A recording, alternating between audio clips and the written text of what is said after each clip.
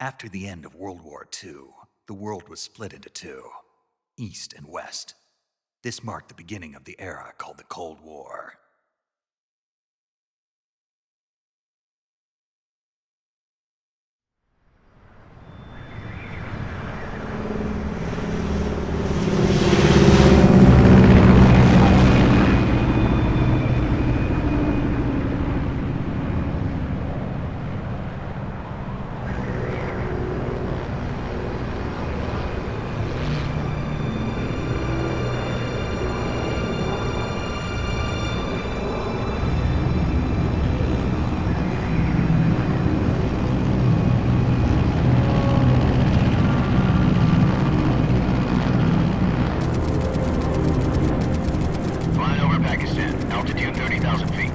Approaching Soviet airspace.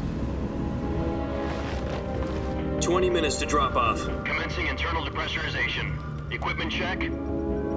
Arm main parachute. All right. You ready to go? Drop zone still showing a high pressure mass. Cav okay. Good. We've got high visibility.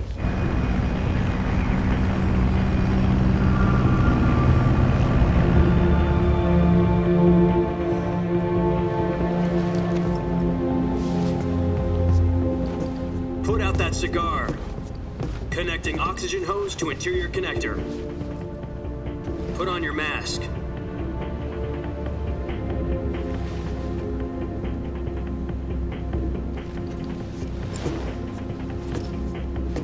Does this panty waste know what he's doing? Approaching release point. 10 minutes to drop off. Hey, are you deaf? He said put out the cigar and put on your mask.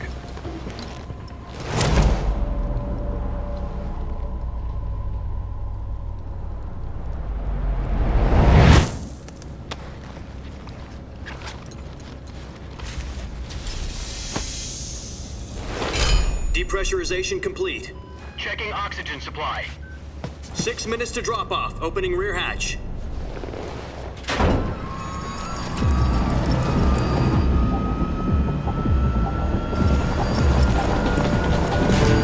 Sunrise.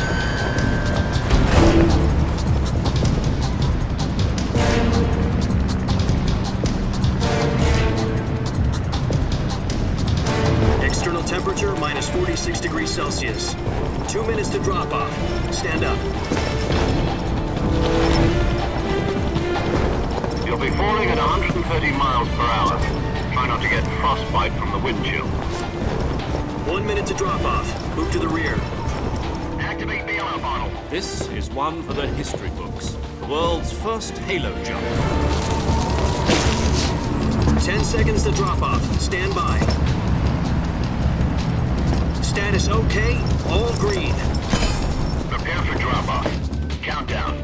5, 4, 3, 2, 1. Spread your wings And fly. God be with you.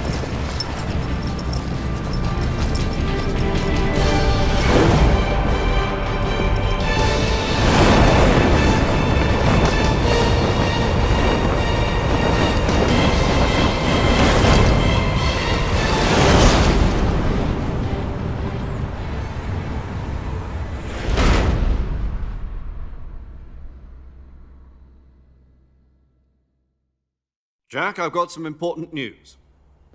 The head of the CIA has finally given us the green light for the virtuous mission. Virtual mission? No, the virtuous mission. The future of our Fox unit depends on it. If it succeeds, we'll be officially organized into a unit. Virtuous mission? Sounds like some kind of initiation ritual. You know, don't get cocky. This isn't a training op. Right. So what exactly is this wonderful mission? Well, about 2 years ago, a certain Soviet scientist requested asylum in the West through one of our moles. His name is Nikolai Stepanovich Sokolov.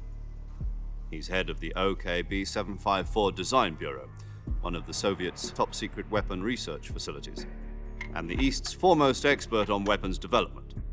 Sokolov? Isn't he that famous rocket scientist? The very same. On April the 12th, 1961, the Soviets achieved the first manned spaceflight in history. The Earth was blue, but there was no God. Well spoken. The rocket that carried Yuri Gagarin to orbit was the A-1, known as the Vostok rocket. Sokolov is said to be the man most responsible for the multi-engine cluster used in that rocket.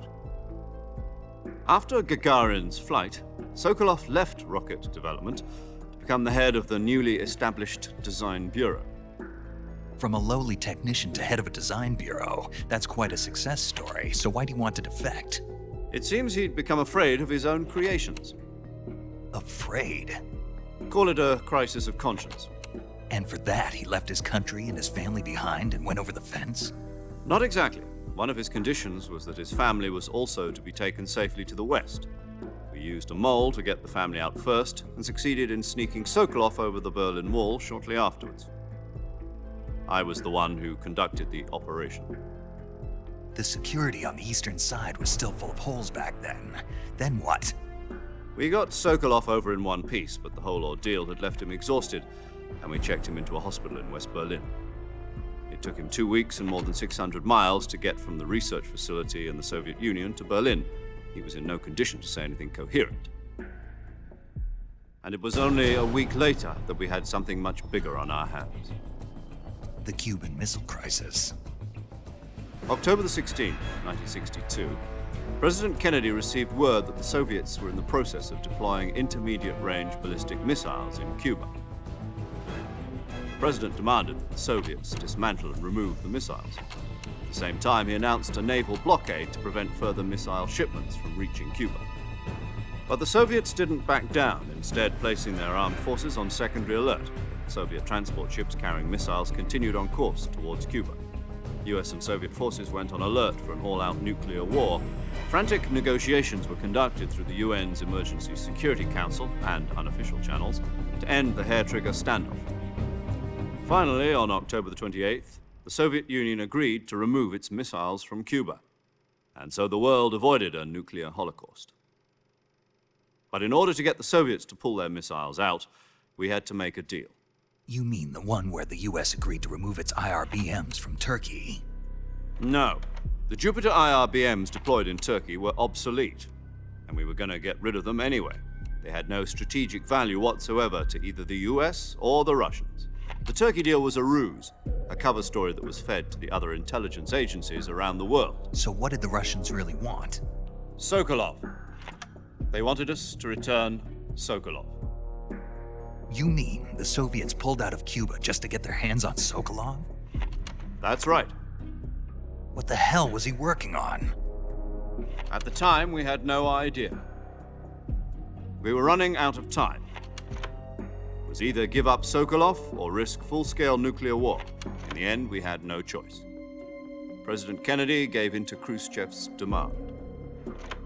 The next day, I got Sokolov out of the hospital, handed him over to agents on the eastern side. Sokolov kept on screaming, "Save me," until he disappeared from my sight. Then, a month ago, we received some new information from one of our moles. About Sokolov? Yes. He was taken back to the research facility and forced to continue working on the weapon in question under KGB supervision. What's more, it's on the verge of completion. So what kind of weapon is it? Something to do with space rockets? No, missiles. Same technology. I guess you're right. We don't know the details, but it appears to be a new kind of nuclear device. For half a year now, the Soviets have been conducting frequent nuclear tests at Semipalatinsk. Something to do with the weapon, I assume. We're talking about a secret weapon so big that Khrushchev was ready to pull out of Cuba to get it back. Is Sokolov still in the facility? No. According to our intelligence, he's in Selinoyarsk, a place in the mountains about 3 miles to the west that's known as the Virgin Cliffs. The Virgin Cliffs. Nice name for a virtuous mission. They moved him there just recently. Why? Apparently, they're conducting a field test of the weapon, but it's our best chance to get him back. This mission would never have been possible if he was still in the research facility. This is our last chance. Sokolov must have known that too when he contacted us.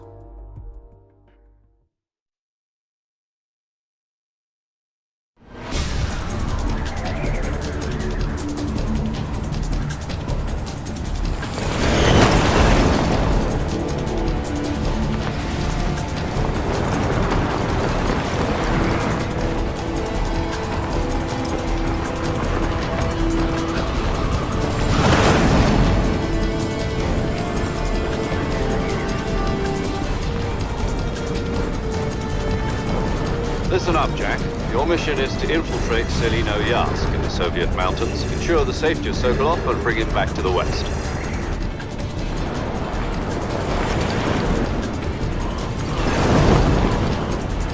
If we don't get Sokolov back before that weapon is complete, we'll be facing a major crisis. The clock is ticking.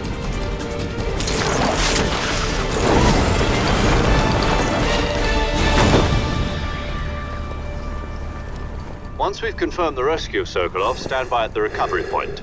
A recovery balloon will be dropped at that point. Helium will be pumped into the balloon to inflate it. The process takes about 20 minutes. Once it's complete, the gunship's arm will latch onto the balloon and pull it up. The Fulton surface-to-air recovery system. I'm familiar with the theory. Take it easy. It's been combat-proven. Do you think Sokolov is up to it? The shock will be less than during a parachute jump, and the arm can handle up to 500 pounds. So you're planning on going over the border in a single combat Talon? She's equipped with 2 6-barrel 20mm Vulcan cannons, as well as 2 40mm machine guns. Sounds like she could hold her own against a battalion of tanks. Even with the fuel in the reserve tank, we're facing a 4-hour time limit. If all goes well, it shouldn't take more than a few hours. Home in time for dinner. But if anything goes wrong, you'll be eating dinner, breakfast, and all the rest of your meals in the jungle.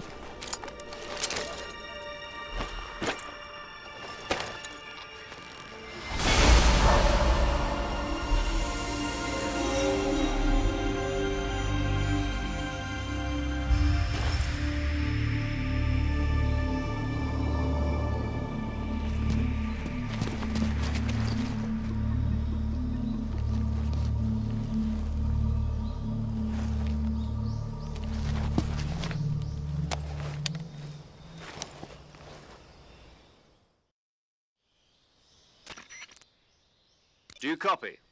You're already in enemy territory, and somebody might be listening in. From here on out, we'll be using code names to refer to each other. Your code name for this mission will be Naked Snake. I'll be referring to you as Snake from now on. You're not to mention your real name. Snake? Oh, you don't like snakes? What do you mean?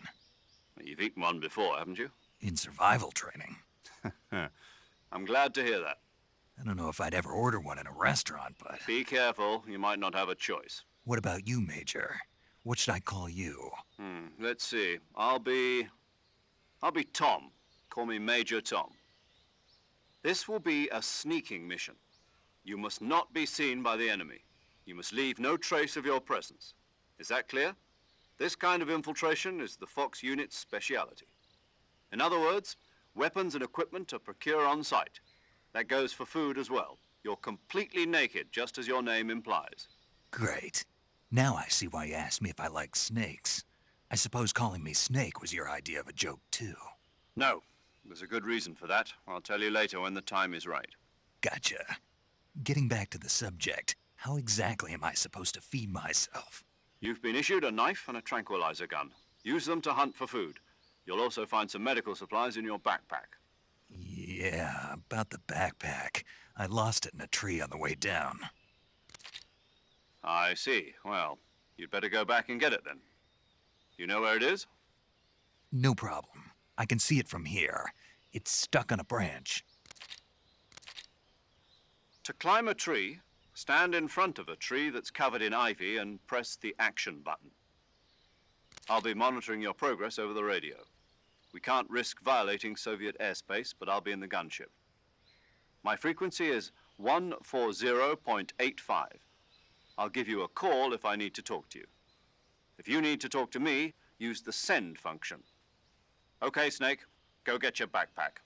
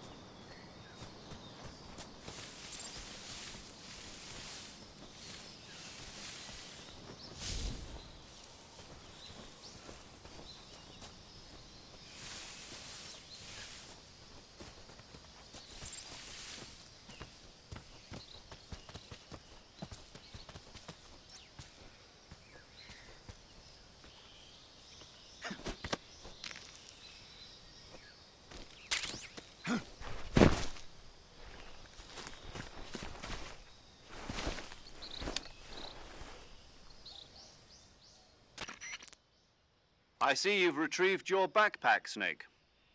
To equip a weapon, it's necessary to take it out of your backpack. In the survival viewer, choose Weapon from the backpack. Your available weapons will be displayed in a list on the screen. From that list, choose the weapon you want to equip and press the Enter button. For other equipped items, just do the same thing from Item. Got it. Use the survival viewer backpack. Yep, that's right. Survival is fundamental to this mission. After you've been out in the field for a while, your stamina will start to drop. If your stamina gets too low, it'll affect your performance. You won't be able to shoot accurately, for example, and your wounds won't heal as smoothly. Keep an eye on your stamina so you don't run out. To recover lost stamina, you can hunt for local flora and fauna. You can use either your tranquilizer gun or your knife to hunt. My only weapon is a Mark 22 Hush Puppy tranquilizer gun? That's right. It's been fitted with its own suppressor. However, the suppressor will deteriorate every time you fire.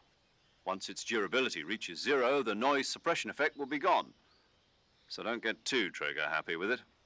The suppressor's durability is shown in the icon. Any weapons and equipment beyond what you're carrying now, you'll have to find as you go. I have to find my own weapons and equipment? Whose crazy idea was this, anyway? Solo covert actions are standard Fox operating procedure. You can't leave any traces of your presence. No weapons, equipment, footprints, sweat, or bodily wastes. The same goes for bullets and cartridges, too. Your presence in enemy territory is already a violation of international conventions of warfare. There aren't supposed to be any American soldiers in Russia. It could spark an international incident. You can't let anyone see you. You can't let the enemy know you're there. This is a stealth mission. You're a ghost, Snake, in every sense of the word. And there'll be no rescue if you're captured.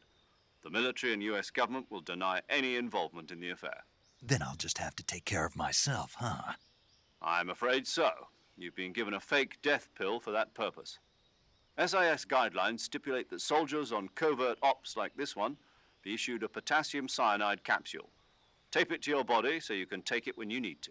How generous of you. Use it if you're taken prisoner by the enemy. It'll send you into a state of false death for a short time. Fooling them into thinking that I'm really dead. So how do I come back to life? Just take the revival pill. You mean that thing they put in my tooth before the mission? That's the one. But be careful. If you remain in a state of false death for too long, nothing will be able to bring you back. Remember that. I'll keep it in mind. You said this was a solo mission, right? Right. I guess that means I can't count on any reinforcements. Correct. The mission rests entirely in your hands. A real one-man army. Relax. There's a support team ready to back you up over the radio. Who? I'll introduce them to you. This time, survival is of utmost importance. The first member of the support team will be in charge of monitoring your physical condition, acting as a medic, so to speak, as well as recording your mission data. She's a member of Fox as well, and she's here on the gunship with me. She? Hello, Snake. I'm paramedic. Nice to meet you. Paramedic. As in a medic who comes in by parachute. Aren't you going to tell me your real name? Are you going to tell me yours, Mr. Snake? My name, huh? It's John Doe. And they call you Jack for short. You're a regular Captain Nemo. A name means nothing on the battlefield. After a week, no one has a name. What's your name? Jane Doe. Very funny. I wasn't joking, but I'll tell you my name only if you manage to make it back alive. My frequency is 145.73. She's also in charge of recording your mission data. Whenever you want to save, send a message over the reserved save frequency, 140.96. So saving lets me record my mission data. That's right. It also records the state of your health. Good to know. There's one more person I want to introduce you to, Snake. Huh? Speaking of snakes, you remember the boss, don't you? A legendary soldier and your mentor. Actually, it was the boss that got the DCI's authorization in the first place. She's going to be serving as Fox's mission advisor. The boss is? She also helped me plan this mission. She and I were at SAS together. Jack, is that you? How many years has it been? Boss? That's right. It's me. Oh. Talk to me.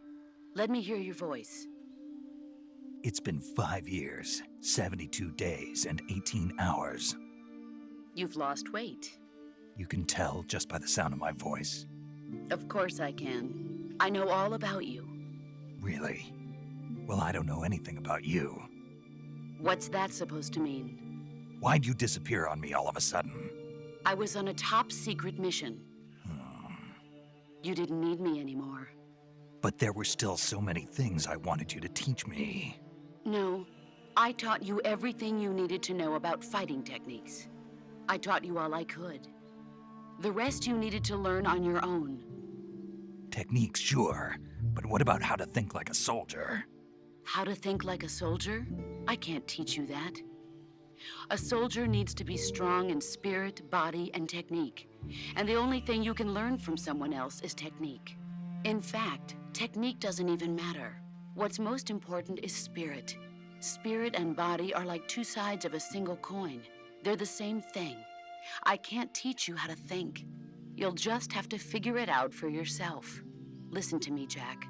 Just because soldiers are on the same side right now doesn't mean they always will be. Having personal feelings about your comrades is one of the worst sins you can commit. Politics determine who you face on the battlefield. And politics are a living thing. They change along with the times. Yesterday's good might be tomorrow's evil. Is that why you abandoned me? No, it had nothing to do with you. I already told you, Jack. I was on a top-secret mission. A soldier has to follow whatever orders he's given. It's not his place to question why. But you're looking for a reason to fight. You're a natural-born fighter, but you're not quite a soldier. A soldier is a political tool, nothing more. That's doubly true if he's a career soldier. Right and wrong have no place in his mission. He has no enemies and no friends. Only the mission. You follow the orders you're given. That's what being a soldier is. I do whatever I have to get the job done. I don't think about politics. That's not the same thing. Sooner or later, your conscience is going to bother you. In the end, you have to choose whether you're going to live as a soldier or just another man with a gun. There's a saying in the Orient, loyalty to the end. Do you know what it means? Being patriotic. It means devoting yourself to your country. I follow the president and the top brass. I'm ready to die for them if necessary. The president and the top brass won't be there forever.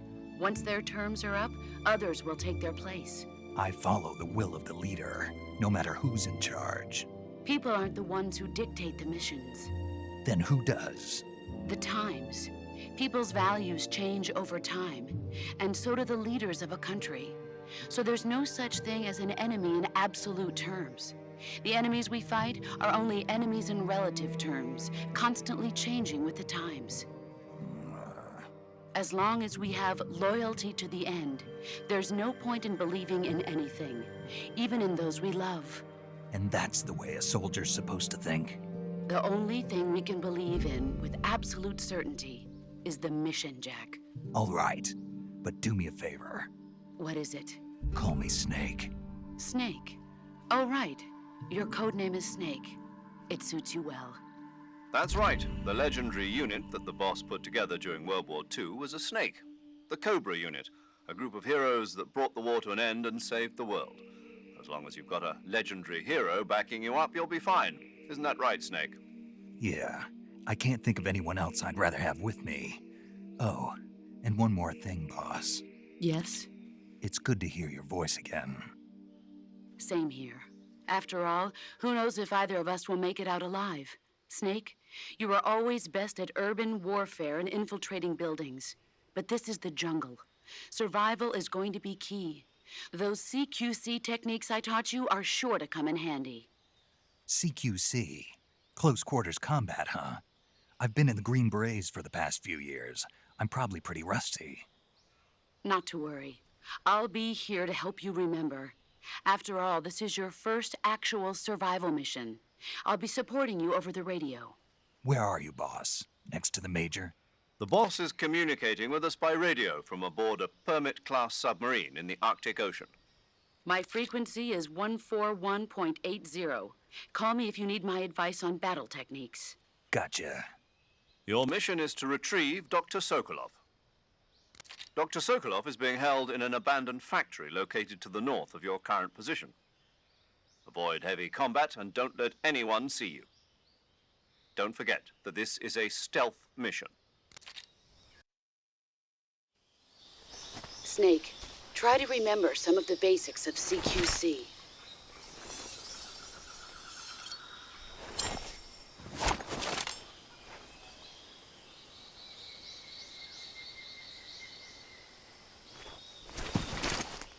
Commencing virtuous mission now.